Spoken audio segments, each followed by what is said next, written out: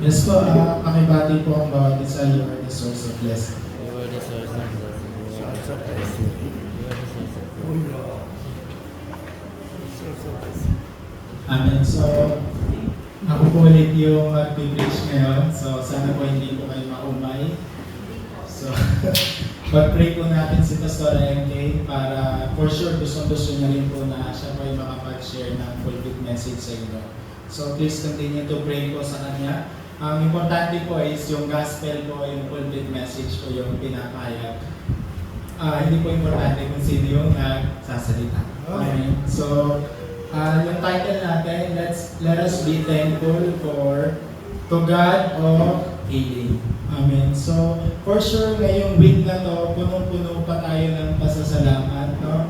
Ewan ko kung nakamupo na tayo for the past 3 days ng ating camp, but for sure na tayo ay ginamit ng Diyos. Bagamat tayo ay pagod pa rin at this moment, I guess pagod pa rin, pero sigurado na ang puso po ng bawat isa ay punong-puno na pasasalamat.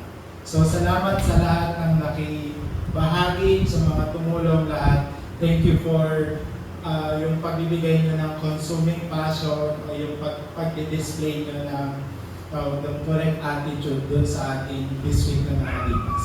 Amen. So, sabi dyan sa binasa natin yung Psalm 30, 1-4, pinupuri kita, Yahweh, pagkat ako iyong iniligtas, mga kaaway ko hindi mo hinayaang magmataas. Sa iyo, Yahweh, ang aking Diyos, ako'y dumaing at ako na may iyong pinagaling. Hinango mo ako mula sa libingan at mula sa hukay, ako'y muli mong binuhay. Purihin si Yahweh, siya inyong awitan, inyong bayang hinirang, siya ay pasalamatan. Pasalamatan ninyo ang banal niyang pangalan. Amen. So, sa ating introduction po, sabi ko dyan, God of Grace. So, bakit po tayo kailangan magpasalamat sa Diyos? Ano po sa tingin niyo bakit kailangan ang isa pong anak ng Diyos ay palaging nagpapasalamat sa Diyos? Wala pong iba dahil po yan sa grace or habag ng Diyos sa atin. Kasi hindi ka po makakapagpasalamat sa Diyos kung hindi mo tinanggap yung God's grace. So, importante na tinanggap natin yung God's grace. Kasi everything po ay nasa loob ng habag ng Diyos. Pag nandun ka sa loob ng habag ng Diyos, wala kang choice kundi magpasalamat.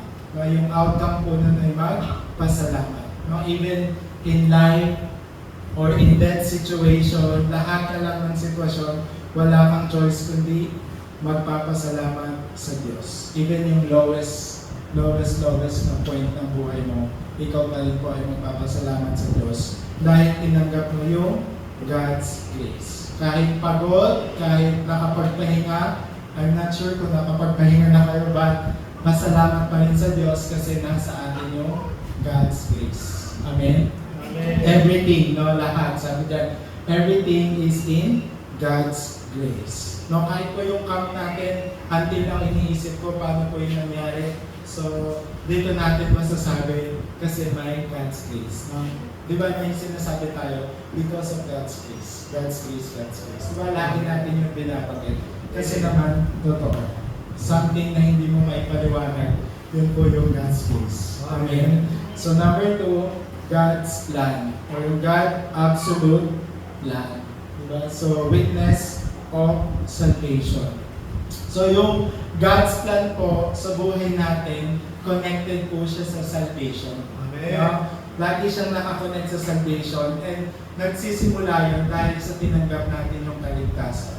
Kasi yung plano ng Diyos, hindi siya mag-penetrate o hindi siya mangyayari sa iyo pag hindi ka tumanggap ng salvation. So, and yung result nun, it's supposed to end doon sa pagiging witness of salvation. So kahit anong ginagawa mo, dapat nagre-reflect yun na yung mga tao nakikita nila yung salvation na tinanggap mo. So ibig sabihin, nandun ka sa loob ng plano ng Diyos. Na i-display mo yung si Christ na tinanggap mo. Kasi dapat na-display siya sa buhay natin. So kung wala yung salvation, yung plano ng Diyos, hindi siya magsisimula. Hindi siya may initiate. No? Kaya importante tayo po ay nasa loob ng plano ng Diyos. And paano ba na-accomplish yung plano ng Diyos? Paano ba nangyayari sa buhay natin yung plano ng Diyos? In most cases, alam naman natin yung plano ng Diyos, nakikita natin yun sa loob ng problema, di ba? Nakikita natin yun sa mga incidents, sa mga crisis. Di ba? Minsan, minsan kailangan dumaan tayo sa mga ganong sitwasyon para makita natin yung plano ng Diyos. Di ba? Kasi kung masaya lang, kung relax lang, kung chill lang yung mga nangyayari sa buhay natin, parang blurred. Blurred yung plano ng Diyos sa buhay natin. Kaya, in most cases, yung plan of God sa atin is nangyayari doon sa loob ng mga difficult times. Kagaya ng mga 7 remnants, hindi naman madali yung naging buhay nila. Yung mga struggle mo ngayon is wala pa yun sa na-experience nila. Kung wala chicken lang yun sa na-experience nila. Diba? So, in most cases, ano sabi dyan sa Rome 8:28, basahin ko? Alam natin sa lahat ng bagay ay gumagawa ang Diyos para sa mabuti kasama ang mga nagmamahal sa Kanya, silang mga tinawag ayon sa Kanyang layunin. Amen? Diba? So, nandun pa rin tayo sa loob ng plan of God. Kasi ang plano niya is yung maganda at yung pabor sa atin. And Jeremiah, idagdag ko lang itong Jeremiah 29:11. Sapagkat batid kong lubos ang mga plano ko para sa inyo, sa mga planong hindi ninyo ikakasama, kundi para sa inyong ikakabuti. Ito'y mga planong magdudulot sa inyo ng kinabukasang punong-puno ng pag-asa. Amen. Diba? So yung God's plan, mangyayari siya and mariremind siya sa atin sa pamamagitan din ng salita ng Diyos. Na minsan, hindi mo ma-discover yung plano ng Diyos kung wala kang nare-receive na salita ng Diyos, kung hindi ka nag-meditate ng salita ng Diyos, kung hindi ka nakakarinig ng pulpit message, minsan hindi mo talaga marirealize kung ano ba yung plano ng Diyos sa buhay mo. Kaya importante na tayo bilang mga disciple, mga anak ng Diyos, kailangan maging faithful tayo. Sabi na, maging faithful tayo sa salita ng Diyos. Ay hindi lang pag Sunday. Minsan pag Sunday, namimiss pa natin no? Pag linggo na lang, minsan namimiss pa natin. So I hope na after this message, nagkaroon kayo ng correct prayer and correct forum. Ibig sabihin, meron kayong pinanghawakan na salita ng Diyos. And because of that, yung plano niya sa inyo ay nadi-discover niyo. Amen? So importante na we need to, lumangoy, deep dive, no? Deep dive sa kanyang salita. Amen. Very important po yan. And number 3, I am in God's love and that nothing can separate from.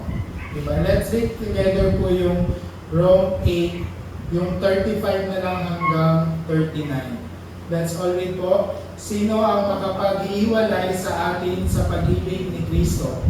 Ang kaguluhan kaya o ang kapighatian, pag-uusig, pagkagutom, kahirapan, panganib o kamatayan. Ayon sa nasusulat, dahil sa inyong buong araw kami pinapatay, turing nila sa amin ay tupang kakatayin lamang. Hindi sa lahat ng mga ito, tayo lalong hindi pang magtatagumpay sa pamamagitan niya na nagmamahal sa atin. Sapagkat natitiyak ko walang makapaghiwalay sa atin sa kanyang pag-ibig. Kahit ang kamatayan o ang buhay, ang mga anghel o ang mga pamunuan, at ang mga kapangyarihan, ang kasalukuyan o ang hinaharap, ang kataasan o ang kalaliman, o alinmang nilalang ay hindi makapaghiwalay sa atin sa pag-ibig ng Diyos na ipinagkaloob sa atin sa pamamagitan ni Kristo Jesus na ating Panginoon. Amen. Sobrang linaw, no? Sobrang clear na hindi tayo mapaghihiwalay ng pag-ibig ng Diyos sa pamamagitan ni Kristo Jesus. So hindi ko po yan salita po yan ng Diyos. Aware po ba kayo sa yung 4 na klase ng pag-ibig? Yung eros, di ba yung eros, po yun romantic love, no? And then yung philia, yung friendly love, di ba? And then yung family love, yung storge, yung pagmamahal mo sa family mo. And then yung agape. So yung agape is yung highest form of love. Kasi yan, nanggagaling siya sa Diyos. Ibig sabihin yan is very kumbaga pure. Walang makakapantay sa pag-ibig ng Diyos. Selfless or yung sacrificial lang ang tinatawag. So yun po. Kaya tayo po ay nasa loob ng pag-ibig ng Diyos, wala pong makapaghihiwalay sa atin. Kaya nga po kayo nandito kasi mahal niyo po ang Diyos kaya nag-worship po kayo ngayon. Amen po ba?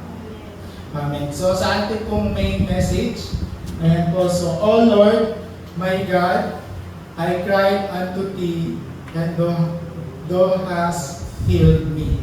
Ito po ay isinulat ni David nung time na siya po ay hirap, na isulat na po yung Psalm 30, yung buong chapter. Ibig sabihin nun, nung moment na punong-puno siya ng crisis, nagkaroon siya ng concentration prayer sa pamamagitan ng verse na ito. Diba? Sa yung moment na alam niya na wala nang makakatulong sa kanya, alam niya sa sarili niya na kailangan na tinatawag na divine intervention o yung kailangan na ang Diyos yung kumilos kasi lahat ng paraan niya ginawa na. Diba? So, ibig sabihin, si David, nagkaroon siya ng naging humble siya. Kasi alam niya sa sarili niya na itong sitwasyon na to, ang Diyos na lang yung makakatulong sa akin. Kaya naisulat na po itong psalm na to. So, nagkaroon siya ng practice na pag ano man yung mangyari, during trouble, kailangan sincere siyang lumalapit sa Diyos. Kaya nabuo po itong verse na ito. No? So, number 1 po, "My Jehovah, my God, be with me." Diba? So, yung ating with Emmanuel and oneness. Si David po, na-recognize niya na God is the Creator. Diba? Hindi lang minsan, diba, God is love, ganyan. Tayo po bilang isang anak ng Diyos, kailangan din natin maalala palagi na God is the creator of everything. Lahat ng nakikita po natin. And na-recognize ni David that God is Almighty God. Makapangyarihang Diyos. Hindi lang yan sa isip, hindi lang yan sa salita. Tunay po yan. No? And na-realize ni David na He is only Savior and Healer. Siya lang yung makakapagpagaling. So, kung ganito yung magiging confession natin palagi, yung tatlo na yan, paano tayo hindi gagaling, no, sa lahat ng aspeto ng buhay natin? Paano hindi i-reveal ng Diyos yung kapangyarihan niya sa buhay natin if we can always confess kagaya ng ginawa ni David?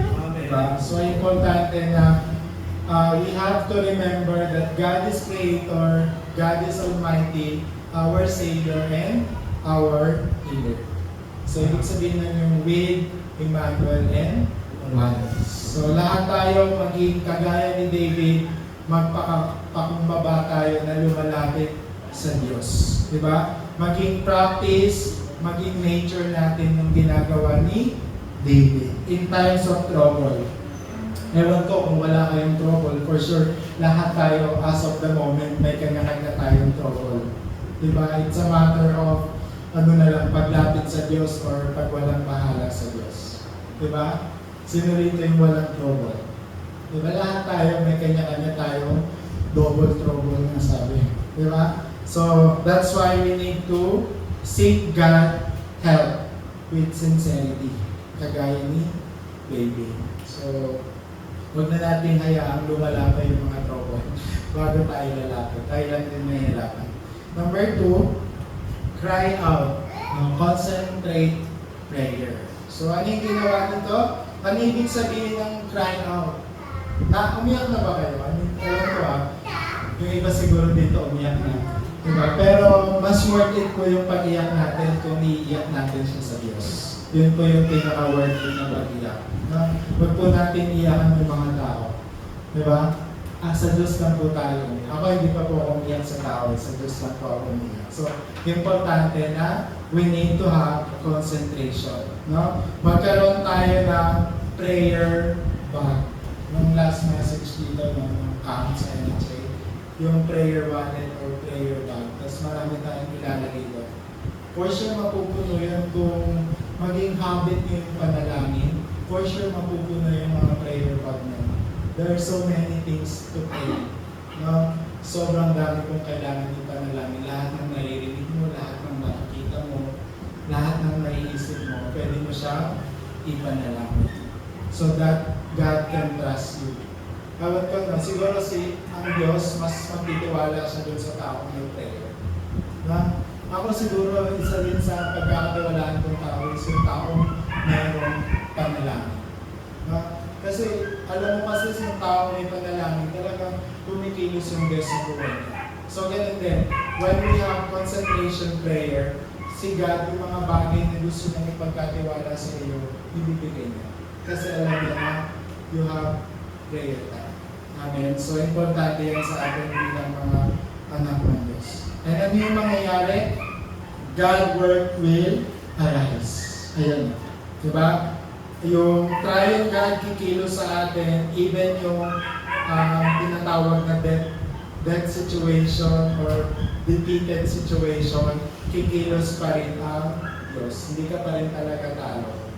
Diba? Hindi ka pa rin talaga matatalo. So, gawin lang natin siya in one heart, whole heart, and continuation. Continuation is very important. Kahit ngayon sa Piedmont, nag-start na ako ng mga numbers eh. Sinisip ko ng mga number. Pinifter ko ng first year, second year. So, yung mga walang number nakalagay doon. So, first year muna kasi baka mag-reply agad. Diba? So, ibig sabihin nun, gawin natin yung mga bagay with one heart, full heart, and continuation. Continuation is very important. And yes, because of one heart natin last time, full heart natin last time, nagawa natin, di ba? Kasi sama-sama tayo eh, di ba? Ano tayo, kumbaga, oneness. Nagkaroon tayo na pagkakaisa. Amen. And number 3, I am a witness of healing response. So, use the name of Jesus. So, tayo po ay dapat maging healing witness. So, paano ka magiging healing witness kung sa sarili mo palang hirap na hirap ka nang gumaling? Diba? Minsan ganun eh. Paano yung tao maniniwala sa atin kung alam nila, nakikita natin na mukha tayong may sakit. No? Mukha itong may sakit palagi. Diba? So, dapat tayong maging healing witness. In order for you to do that, kailangan ma-experience mo muna yung healing. For sure, napakaraming mga root, imprint, and nature na kailangan pa rin sa ating mahil. Diba? Walang accepted. Lahat tayo kailangan pa rin magkaroon ng kagalingan. Kaya nga tayo pumupunta sa church eh. Diba? Kaya nga tayo nandito kasi nandito tayo, one of the reason nandito tayo kasi nagpapagaling tayo eh. Kung hindi tayo pumupunta sa church kasi okay na ako eh, perfect na ako eh. Magaling na ako sa lahat ng bagay eh. Diba? Pumupunta tayo sa church kasi tayo rin yung mga taong kailangan din tumanggap ng healing. So wala pong di ba minsan may kasabihan na ay banal na yan kasi nagsisimba. Hindi po yung gawa pumupunta po sa church, hindi po sila banal.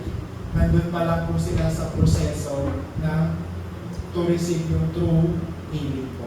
So, tinawag tayo bilang mga witness of healing sa pamamagitan po ng pangalan ni Jesus. Name of Jesus. So, kung gusto mong pagalingin yung sarili mo, name of Jesus. Kung gusto mong magpagaling ng iba, name of Jesus pa rin. Wala nang iba. Amen po ba? And yun. And sabi dyan, John 14:14, kung hihiling kayo ng anuman sa pangalan ko, ito ay aking gagawin. Diba? So, kahit sa pangalan ni Jesus. Si Jesus po yung nagsabi ng John, kung titignan niyo po sa Bible, kulay-pula po yan. So, kulay-pula kasi si Jesus po yung nagsasalita. So, importante na lahat ng healing natin ay sa pangalan ni Jesus. And conclusion na. Diba? So, next lang yung mensahe natin ngayon kasi pagod daw tayo. Pagod pa daw tayo. So, amen. Sabi ko dyan, praise the God of healing. I cried to you, O Lord, my God, and you healed me. Amen. So, nawa, patuloy natin itong maging confession. Patuloy natin maipahayag, kagaya ni David, yung ganitong confession. No? So that yung lahat ng aspeto ng buhay natin, spiritual healing, physical healing, mental healing, lahat. Kahit yung financial healing na darating sa atin. Lahat tayo may sakit yata dun sa part na yan, pero darating din sa atin yung even yung economy of life healing. Tapos yung ating manpower healing, yung pakikisalamuhan natin sa mga tao, kailangan din po yan gumaling. No? Lahat po ng aspeto, even yung character, wrong habit, wrong decision, lahat na ng wrong, di ba? Lahat na ng wrong ay magkakaroon sa atin na healing. Wrong choices, wrong mindset, kailangan po natin gumaling sa lahat na yan. Di ba? So marami pong kailangan pagalingin sa atin. And if that happen, we can confidently say na my God is a God of healing. Can we say po, my God is a God of healing? My God is a God of healing. So parang ayaw niyo, pero okay na rin. Diba? Number 2, praise the God of salvation. So it means that He saved me from death. Now, can you imagine if in case hindi nyo na-meet si Christ, if in case hindi kayo nakakilala sa Diyos, can you imagine if wala kayong salvation until now?